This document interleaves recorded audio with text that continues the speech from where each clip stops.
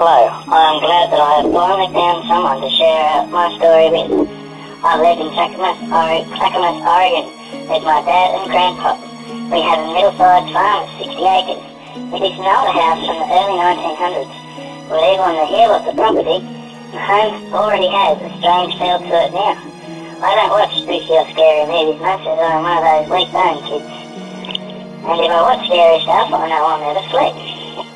My dad, when we moved in, asked if I wanted the basement room for my room. At first I was very happy, but after a few weeks I realised there was just such a creepy feeling to it that I did not like, and I didn't know exactly why. I still stayed down in the basement as it was nice. It was fully carpeted and had a lot of space and privacy. I remember the date was September the 16th. I was home with my girlfriend, and we heard like what sounded like girls laughing. I was like, do you go check it out? I'm too scared. I remember Sonny made me come along, and we both walked into the middle front of the house. The lights were all off, minus one small night light on the fixture on the wall. I saw a shadow move from the kitchen. I looked like, at this time, I was seeing a ghost, but my mind was playing tricks or something. I had to tap Sonny and see if I was still saying things, or if I was really awake. I was shaking to say the least.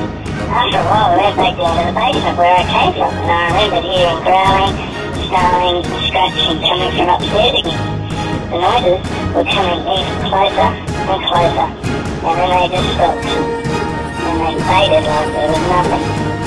I was sitting on our bed when I saw the shadows pass. I saw them underneath the door. We were so scared and helpless.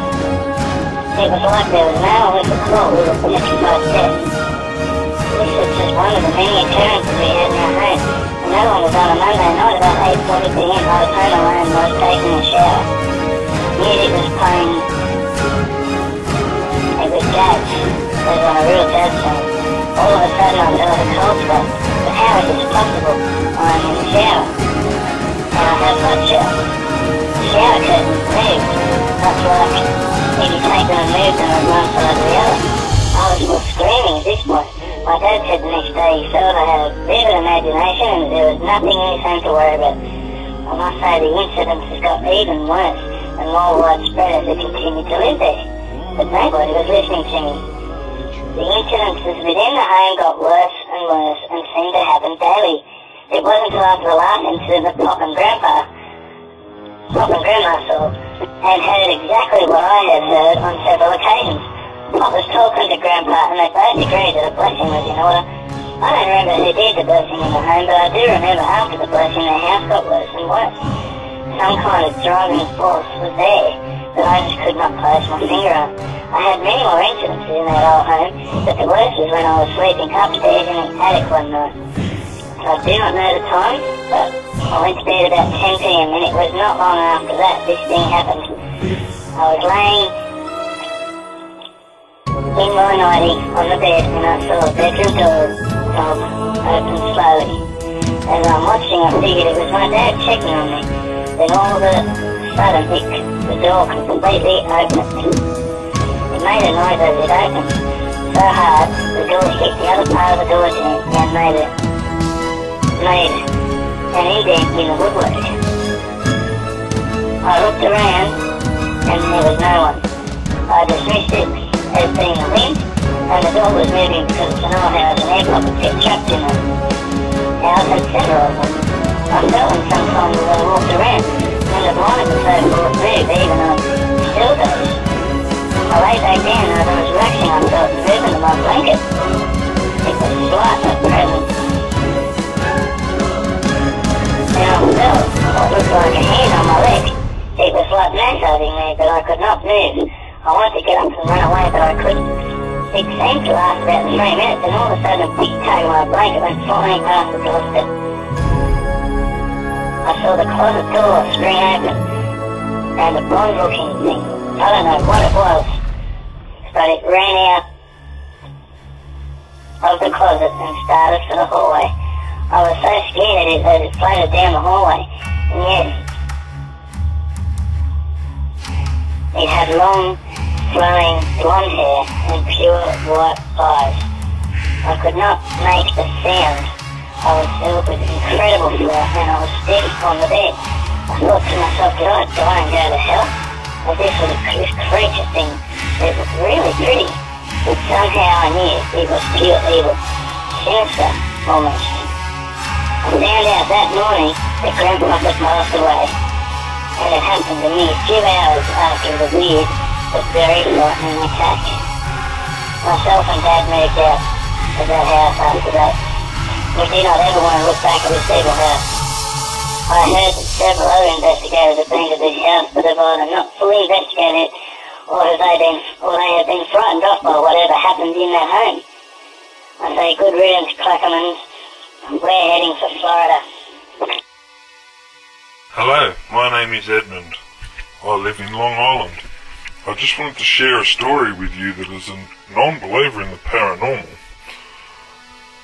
I have never believed in the paranormal, but until the encounter that I had recently, I must say I now have some serious questions. I live in a little housing community, and the housing project is very new. Firstly, I am 71 years young, and I'm still married to my wife Gretchen of 45 years. I was very happy to be one of the first to move into this housing development. Then others followed soon after. I noticed right off things would happen, such as whispering. I could very often hear like two kids whispering something, but I could never make out where it was coming from. Cabinet doors would open slowly late at night, then all of a sudden slam shut, like someone was really angry.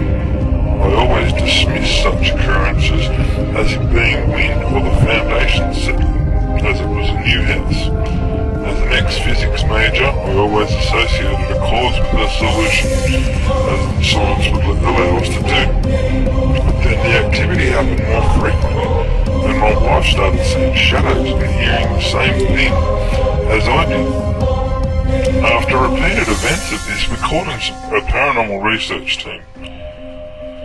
But they attended on two different occasions and we never heard from them again. And they refused to accept calls or answer back. So we went to the clergy. And they did laugh at us, but they agreed to come and bless the home. Now what got to me the most was while the clergy was in our home, they heard the little girls laughing, but they decided to do nothing about it, only merely stating that it must be residual energy. I said to myself, what does that mean? However, for a week that activity was next to nothing.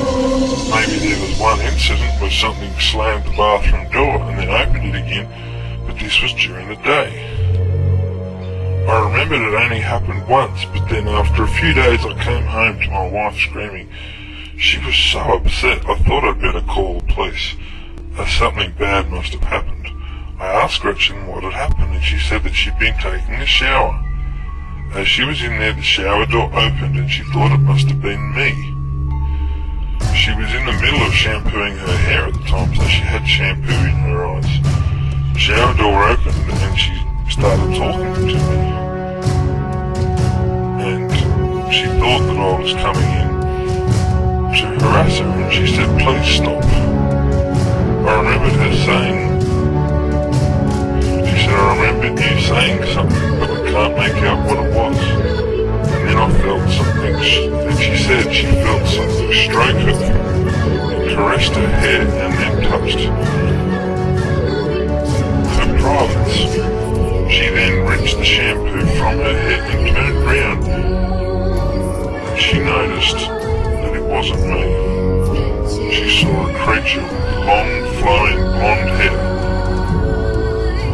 Not really pretty, it just looked plain evil. It was actually demonic looking. She screamed as it was floating in midair, and it turned to her and grinned. After this incident, she refused to come back into the home, and she has never talked about this incident to anyone. And for security's sakes, we have not and cannot disclose the actual whereabouts of this house. I can tell you later on that following year I found out the entire subdivision had been placed on sacred land and was the subject of an investigation Yes, we left the mortgage in the home, but we need to feel like we're at peace, and we could not be at peace in that house.